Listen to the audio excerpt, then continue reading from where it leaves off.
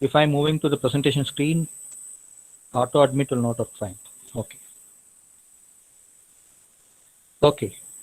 Now see the 1B question. 1B question, what the question is, write a Java program to implement the stack using arrays.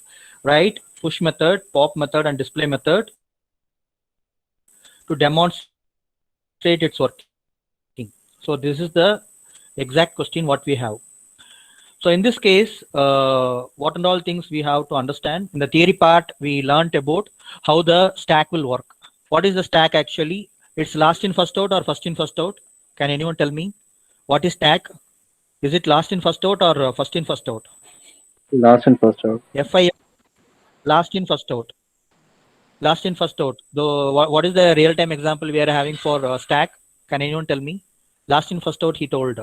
What is the real time example? Can anyone tell me for stack? Anyone think of last in first out example?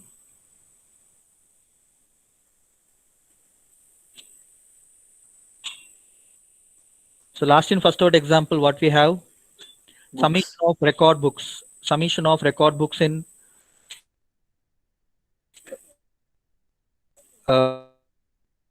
first, they will take at last only. Those who are submitted at last, they will take at first. So mean by those who are submitted at last, that record will be taken as first. So that is said to be last in first out. So that will be the core part of our stack operation. For this, we are importing two packages. The first package is said to be java.io.data input stream. Data input stream is used for getting the inputs, and scanner class also we are using. Actually, scanner is one way of getting input, and data input stream also used for getting input. So according to the project, we can use any one of input methods. So Java having different input methods. According to our project, what exact input method we want to use, that we can use according to the programmer's convenience. Now, next to that, we are creating the class, public class stack underscore OPS. So stack underscore OPS is the class, that is the file name we created already. Stack underscore ops.java is the file name. So this is our main class, stack underscore OPS. So inside the class only we're going to write all the codes. Okay. So we are declaring the public access specifier. I told 4 different access specifiers last week. What is mean by public access specifier? Can anyone tell me? What is mean by public access specifier? Why we have to give public in front of class? Come fast. It can be accessed anywhere. It can be accessed anywhere. Very good. So if you are creating a class as public, you can access within the package and outside of the package. Okay. So that only we are telling public access specifier will be accessed anywhere else. Okay. Now we are giving a array. We are creating array int arr, int top and size. This is the array we are declaring. So int arr open square close square we are declaring, and we are declaring two variables, top comma size. So both are integer. This is an integer array and these two are integer variables. Here we are giving private. What this mean by is you are not able to access this array and these two variables outside of this class. If you are giving private access specifier before a variable or array, that particular variable and array will not be accessed outside of the class. That is the main thing you have to understand. Okay. So if you are giving private access specifier, that what the restriction level you are having. So all when you are writing a project code, when you are dealing with some secured thing, they will give private access specifier, because the variable what they are using, what the value they are dealing with, that will not be accessed outside of the class. Okay. So that what they are doing this process. Next to this, we are creating a constructor. So why we are telling this as a constructor? The constructor will not have any return type, and it will be same as class name. That is the rule. So here the class name is stack underscore OPS, and here also we are giving stack underscore OPS, and we are passing the parameter. Yesterday in the bridge course, I handled this parameterized constructor. So parameterized constructor having some parameters. Here we are passing parameters int n. Okay. Now what we are doing, we are initiating the size variable. Size variable will be n value. Whatever the n value we are getting here, that will be stored in the size, and we are just initiating the array. So we just given the starting the array here. the array initialization will be done inside the constructor. So ARR is equal to new int of size. So this will be written in a single statement, but here we are splitted there.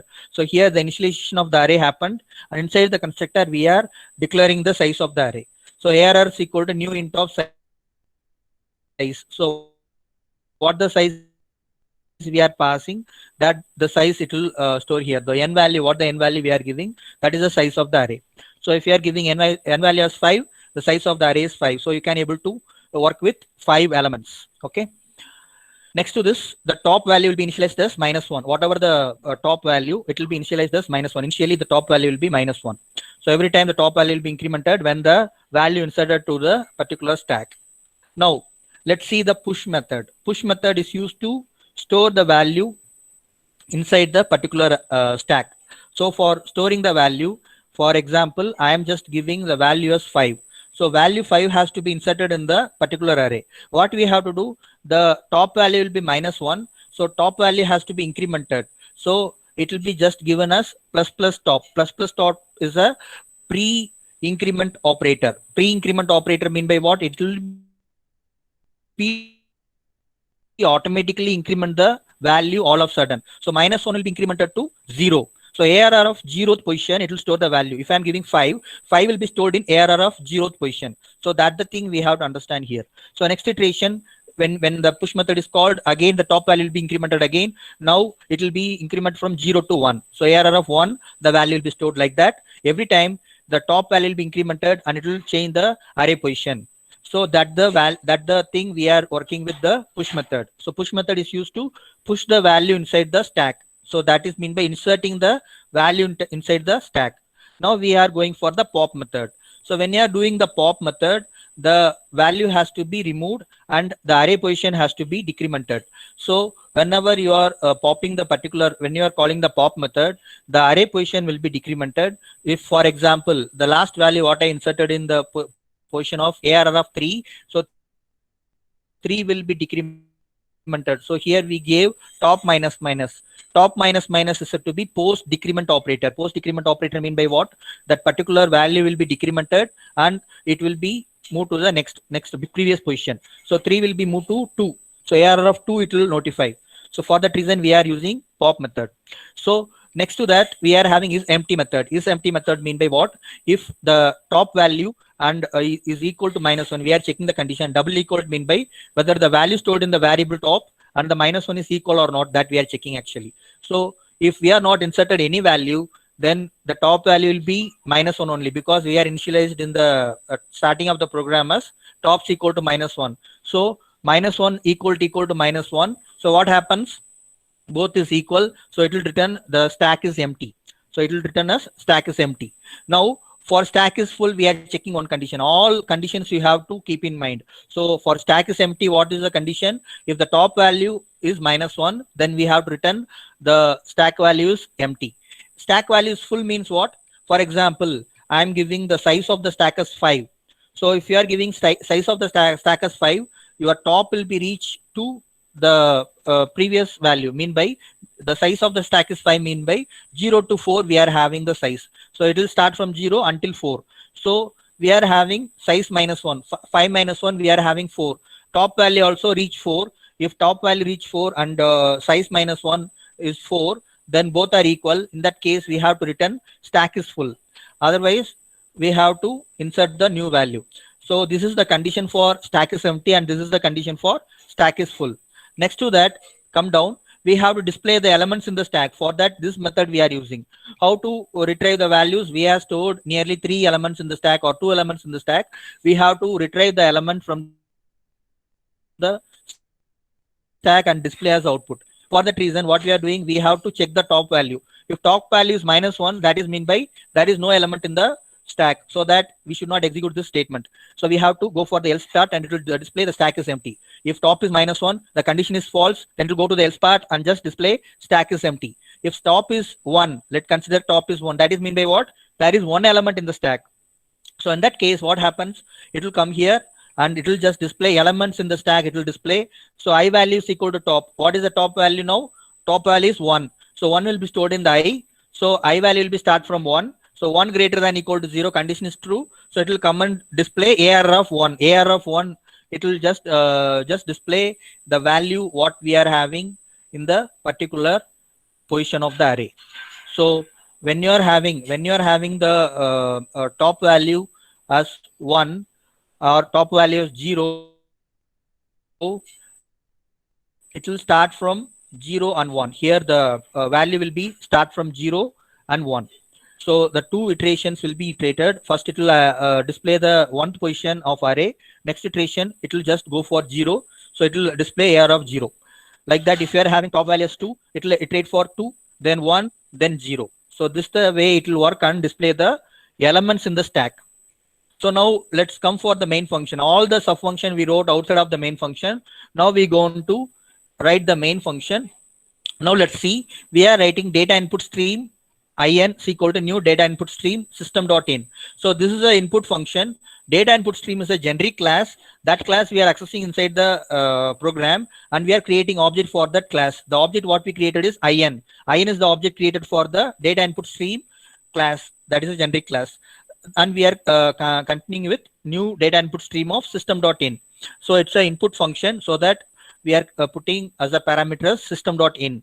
The next to that, we are calling the second generic class, that is to be scanner. Scanner space scan is equal to new scanner system.in we are having. So here what happens, we are created the object for two input generic classes. So next to that, we are creating the integer variables ch is equal to 0, num is equal to 0, and n is equal to 0. This is used for getting the input from the user, what is the size of the stack, and all the calculations, incremental counter values, all these things will be taken care of these integer values. Now what we are taking, char c is equal to n. This is one type of denotion. We will understand why these particular variables are used while you are going inside the main function. Now let's see system.out.println. We are giving enter the size of the stack.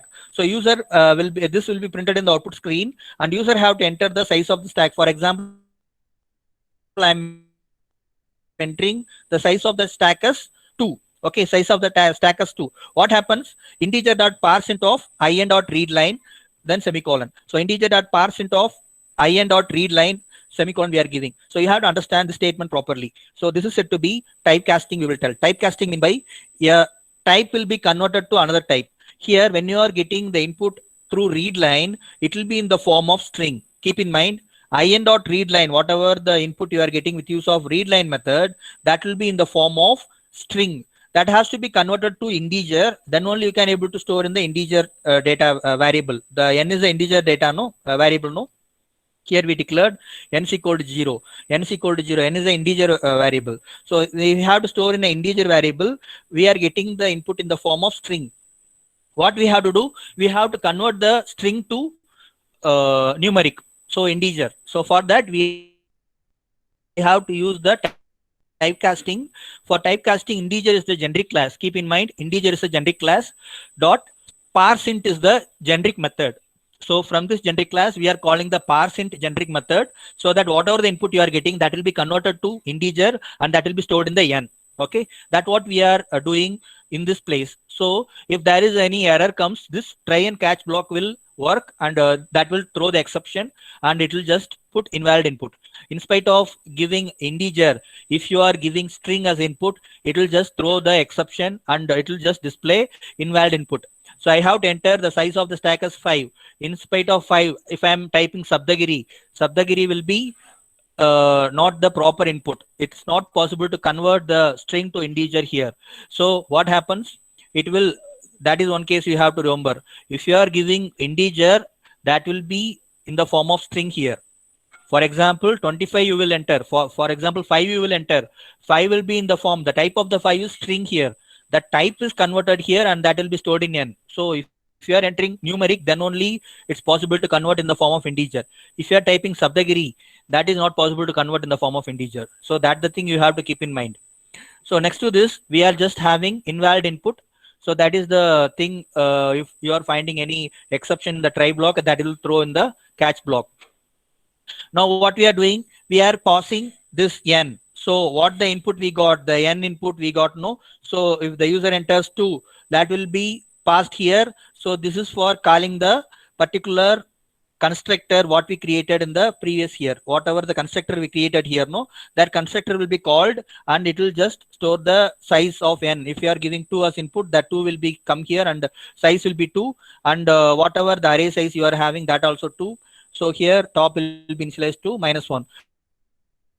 For calling this constructor, we are creating the object here. So that's what we are doing in this particular position. Next to that, we are just asking the user whether to push or pop or display. For that reason, we are writing the do while loop. So do while loop mean by until he is entering yes, the do while loop will be executed automatically. If he enter no, the do while loop will be break there and it will stop the execution. So here we are having 3 statements: push, pop, and display. We are displaying to the end user, and we are asking enter your choice. The user has to enter the choice. User will, if user enters 1, again it will do the typecast, and the ch value will be the input of the user. If there is any mistake, if the user enter a wrong input, or if user enters some invalid thing, it will go for invalid input. Coming to here, according to the input, if user enters 1, what it have to do? It have to push the value. So here, if it is 1, it have to push the value. So case will be 1. So here what happens? Stack is full. If the particular value matches, mean by whatever the value you are giving, that is not possible to insert inside the particular stack. Mean by the stack is already full means, then it have to check whether the stack is full or not. If stack is not full, then only it will ask for the data to be inserted. So enter the data to be pushed on the stack. It will ask as the input, so that user have to enter the value. So user entering 5, the value 5 will be stored in the stack. For that reason, user the input will be asked for the user. So user will enter 5. 5 will be stored in num. So if user enters any invalid input, again it will go for the catch part and display invalid input. Now we have to call the push method. So for this, after getting the input from the user, the 5 has to be stored in the stack. No, for that we are calling the push method. So push method, what happens? Push method will just insert the value. You know the push method will do. Now let's move for the next method. Now here the push method, the case 1 is for push method. Now if the array is already full, then we are just displaying overflow. So array is already full, like that we are showing that in the way of overflow. Now case 2, what is case 2 actually? If user enters the input as 2, so we are asking 3 things: push, pop, and display. User is entering 2 as input, then it will be go to the case 2. So case 2 is what? Popping up the value. So for that also we are checking whether the array is empty or not. If the array is empty, we are not able to pop up any value. For that reason, we are checking whether the array is not empty. If it is not empty, we are asking the pop element, which element has to be popped out. So the element, it will be stored in the num. So we are just displaying popped data is the whatever the value entered by the user, that will be popped out. Now if the value is not there, we are displaying underflow. If the condition is false, it will display as underflow. Underflow mean by there is no data to be popped out. There is no data to be deleted, like that we are displaying. So here we are calling the pop method. So pop method will be pop out the particular value. Then only we are just displaying the num value. Okay. So here we discussed about push and pop. The third option is to display the values. For displaying the values, we are just displaying the stack content we are displaying. So stk.display we are calling. So display method will be called and it will retrieve the entire array. So you know the display method, how it works. We are using a for loop. With use of the for loop, we are displaying the entire array and we are displaying as output. So you can see the display method. I will show you here. So display method, what it shows, we are using a for loop. From all the values will be retrieved and all the array positions will be retrieved, and that will be displayed as output. When you are coming back, the last one, what we are having last one, that is the do while. Do, we are done everything. Last it's asking if you wish to continue, you have to press Y, or you have to press something else. So if you are pressing Y, capital Y or small y, it will continue. If you are not pressing that particular thing, it will, apart from this capital I or small I, if you are pressing any other alphabets, it will break the while loop and come out of this execution. So if you are pressing Y, again it will ask the same inputs. What and all input will ask? Push, pop, and display. Press 1, 2, 3, like that will ask again. So any doubts in this program, students? Any doubts in this program? So the statements in try and catch, sir.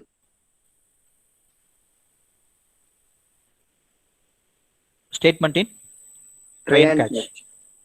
Yeah, this one. Case. Inside case, we are having try and catch. This one you are asking? Sir, like generally, sir, how to take that statement, sir? So try and catch, if you are writing a program, if the program you are thinking, if the program has to deal with some mathematical work, for example, divide by zero exception. If you are doing a division operation, if the denominator is zero, then the result will be infinitive. Infinitive will not be able to display by the program. So it will go for a crash of the program. In that case, you have to put exception handling with use of try and catch block. If the input whatever the user enters, if the denominator is zero, then it will throw the exception to the catch block, and catch block will display invalid input or exception, like that it will display the input. To manage your program without any exceptions, that will crash the entire thing. For that reason, we have to use try and catch block. That will become an exception handling. Any doubts So further? can we use Then scanner num is class equal to instead integer of dot parse. One by one, please. One by one, please. Anyone first? Integer is equal to parse dot int. Yeah. That statement also, sir. Integer dot parse dot int. What the thing is? Here we are getting the input actually. Enter the data to be pushed on the stack. So here we are getting 5. The element 5 has to be pushed on the stack. Here in dot read line, when you are giving 5, when you are checking the data type of 5, that is string actually. When you are getting 5 here with use of read line, when you are checking the data type of 5 is string. That string has to be converted in the form of integer. For that reason, we are using the typecasting operation, that is to be integer.parseInt. So what happens?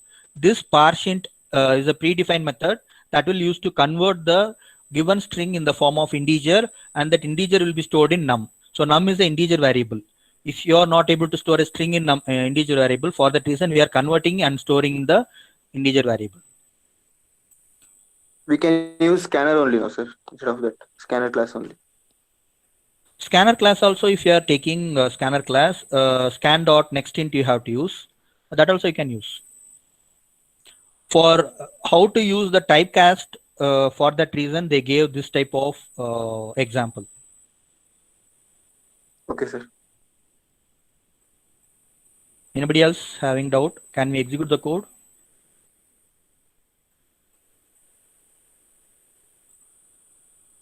Okay, so let's run the code.